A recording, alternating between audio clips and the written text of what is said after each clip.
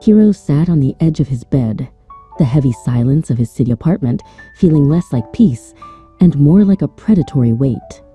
At 19, the world often felt like a series of unsolvable equations, and the darkness pressing against his windows was a physical manifestation of his own gnawing anxieties.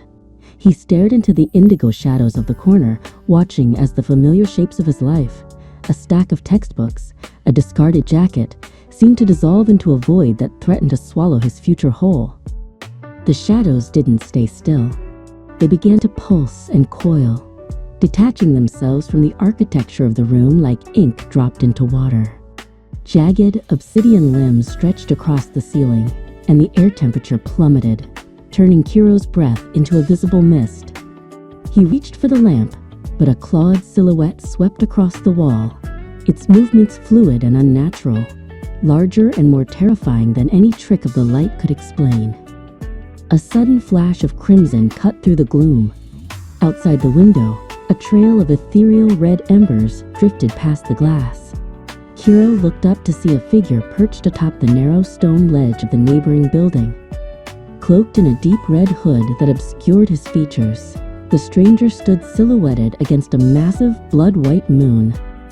He looked like a mythic hunter stepped out of an ancient legend, his presence radiating an aura of lethal purpose and silent protection. The world blurred, and the reality of the apartment dissolved into a mist that smelled of ozone and ancient earth. Kiro found himself standing on a winding path within the midnight woods. Giant, gnarled trees reached upward like the ribs of a fallen titan, and the ground was a carpet of glowing silver-blue moss. The paralyzing fear remained, but it was now sharpened by the visceral, terrifying reality of this moonlit dimension where nightmares held physical weight and every shadow felt alive. A guttural roar shattered the stillness. From the high canopy, a creature of pure nightmare descended, its impact cracking the ground beneath it. This was Vashni, a winged demon of the void, its skin a matte, abyssal black that seemed to drink the moonlight. It unfurled leathery wings that spanned the width of the path, and its eyes burned with the intensity of dying stars.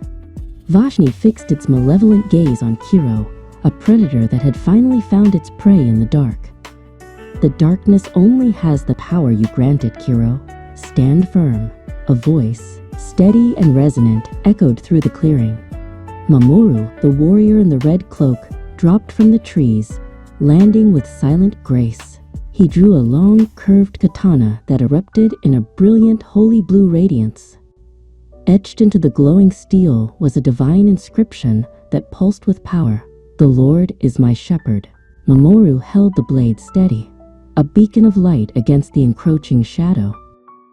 Vashni lunged with a speed that defied its massive size, but Mamoru was a streak of crimson lightning. He met the beast mid-air, the clashing of divine steel and demonic bone, sending sparks of pure light cascading into the trees. The blue glow of the sword carved arcs through the air, pushing back the oppressive gloom of the forest. Every strike from the warrior was a calculated prayer, a rhythmic dance of steel against the void, the inscription on the blade flashing with every movement. With a final, decisive strike, Mamoru drove his blade through the core of the shadow beast. Vashni let out a final, haunting shriek before dissolving into a cloud of harmless, swirling soot. The oppressive weight that had burdened the woods and Kiro's heart began to lift. Mamoru stood amidst the falling ash, his red cloak settling as he began to sheath his glowing sword. The divine words on the metal catching the last of the magical light before sliding home. Mamoru turned and walked toward Kiro, his presence radiating a calm that was both ancient and reassuring. He placed a gloved hand on Kiro's shoulder, the warmth of it grounding the young man. "The Valley of the Shadow is a path, not a destination," Mamoru said softly. "I am the shepherd of these woods, and I will always walk beside those who seek the light.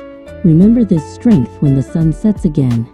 Kiro looked at the warrior's hilt, where the promise of the shepherd remained even in the quiet. Kiro opened his eyes to the soft, golden light of morning, filtering through his apartment windows. The shadows were gone, replaced by the mundane shapes of his furniture and the simple reality of his room. He sat up, feeling a lingering, phantom warmth on his shoulder. He wasn't the same man who had cowered in the dark. He stood up and pulled back the curtains, welcoming the sun, knowing that even when the light faded, he carried the shepherd's strength within him.